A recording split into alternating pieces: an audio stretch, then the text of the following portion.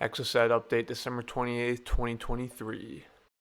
So we unpacked the kit from Exomotive, laid everything out on a table. First thing we wanted to do is run brake and clutch lines. To do this, we installed the master cylinder in the clutch master cylinder, laid out all the lines and created the brackets, bent the lines to install everything. It's a little difficult without a CAD model to get all the clearances correct. Immediately, the OEM clutch line interferes with the frame of the Exocet, and the clutch pedal is not aligned as a result. This is a pretty simple fix. Exomotive sells a braided clutch line kit, so we just remove the OEM line and use their braided kit. This is actually the same line fitting and banjo fitting that will work on the rear brakes, and I worked with Exomotive to actually get a unique braided brake line made for the rear of the car, which will be used later on.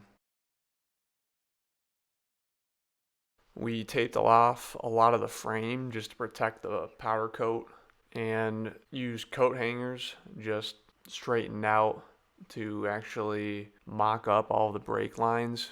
Just bent them by hand as needed to get an idea of where the line was going to run and what kind of interferences, clearances we had. Gave us an idea of the length we needed as well. We had a bunch of different ideas on how to hook up the rear brakes. On the Exocet, the rear bulkhead interferes with the split block that's on the rear brakes. This isn't a problem on a stock Miata, but there's a lot less clearance with the Exocet frame.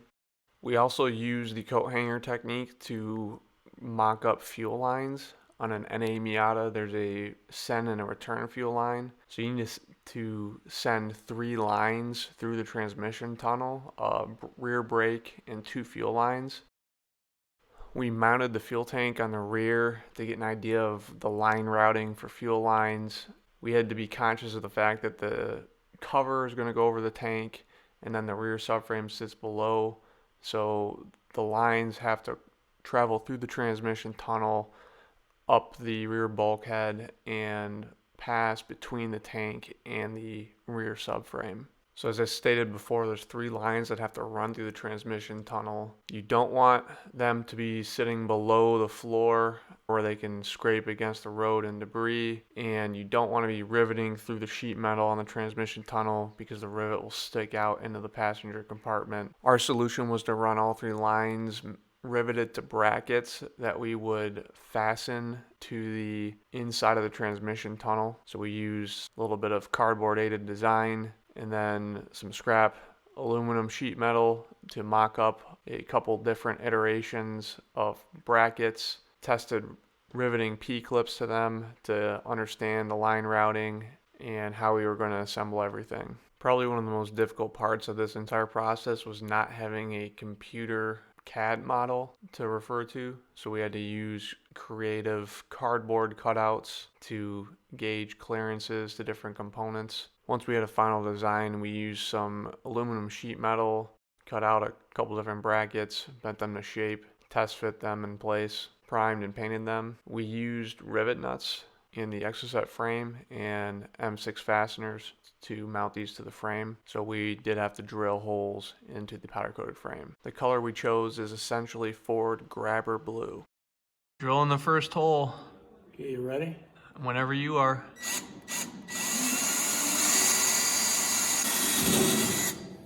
We put painter's tape over the frame when we drilled holes. This prevented it from chipping, and then it also helped to mask the hole. We applied some rust preventative paint before we put the riv nut in.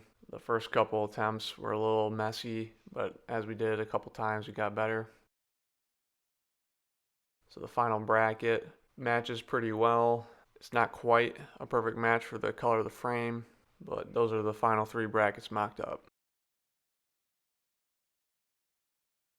In the engine bay, we had to route all the lines without crossing anything and not risking interference with subframes, the transmission, or engine components. The rear brake and the fuel lines in particular running through the transmission tunnel have to cross over each other. So the rear brake line actually curves around back behind them and they pass over going over to the left. The diagram also helped us pick points to install rivet nuts. We used M5 rivet nuts in this case, so we could use an M5 fastener to hold one or more P-clips. We had no issues with chipping the powder coat when drilling as long as we covered the point we were drilling with masking tape. We applied the rust preventive paint, installed the rivet nut. We used a Doyle rivet nut tool, which I highly recommend. Significantly easier than a lot of the single piece rivet nut tools you find at the auto parts store. Here I'm drilling a hole for an M6 rivet nut. We're going to put a bracket right here that will hold both fuel lines as they come forward towards the engine. We talked a lot about how we were going to terminate the ends of the fuel lines and ultimately determined to just install the powertrain and leave extra line so we could determine at that point in time how we were going to do it. Here we're installing another rivet nut that's going to hold a P-clip for the rear brake line. We had to figure out how to hold the fuel lines at the other end near the fuel tank. So we used some more cardboard aided design to mock up a bracket to hold them at their termination point. Since we didn't have the benefit of a computer CAD model, we had to make multiple mock-ups and attempts before we got it just right.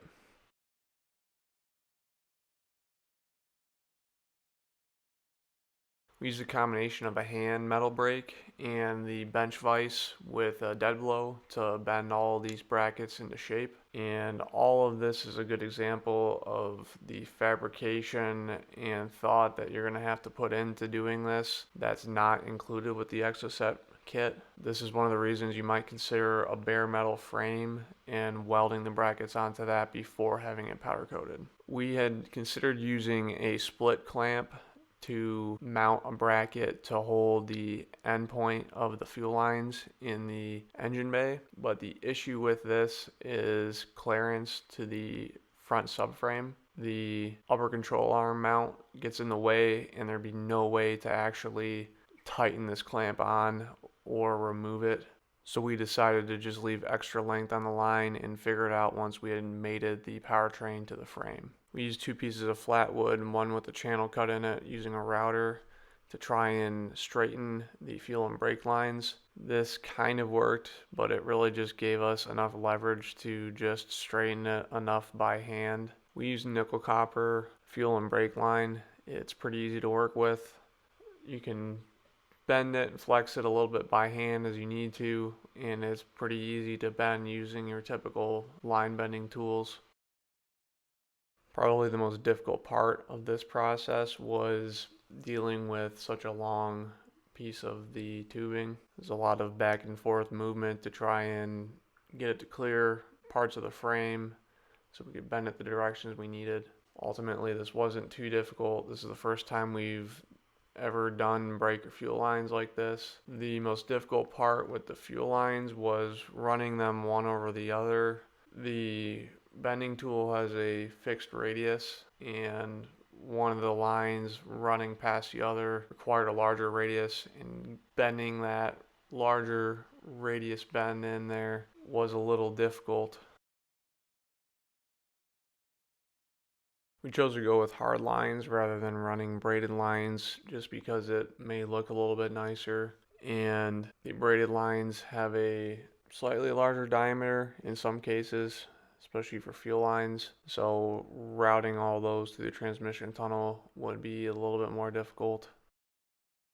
Running hard lines, particularly for the fuel lines, also doesn't require us to use AN fittings, which need their own tools and multiple adapters to attach to the fuel tank and the soft lines at the engine fuel rail. The next step is going to be mating the powertrain and subframes to the Exocet frame.